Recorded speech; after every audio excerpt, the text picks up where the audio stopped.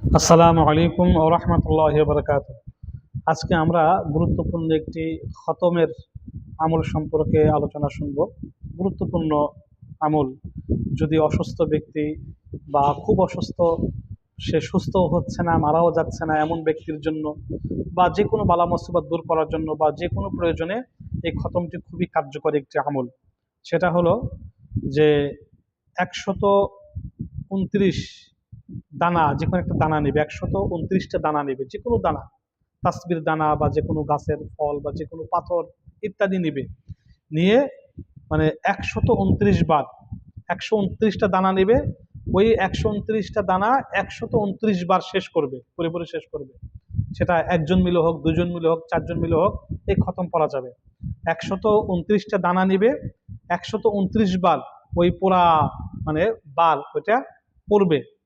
প্রত্যেকবার 129 বারের প্রত্যেকবার পড়ার পরে তিনবার তিনবার এই আয়াতটা পাঠ করবে, লা তুদরিকুহুল আবসার ওয়া হুয়া ইউদরিকুল আবসার ওয়া হুয়াল লাতীফুল খবীর।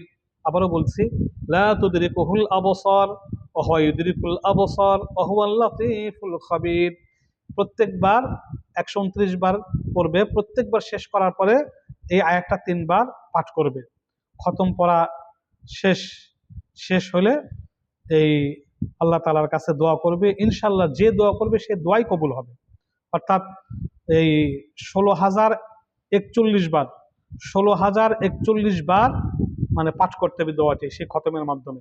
16,041 বার এই আল্লাহ পাকের নামটি পাঠ করতে হবে এবং 129 বার, 129 দানা নিয়ে 129 বার পাঠ করলে 16,041 বার হয়ে যাবে।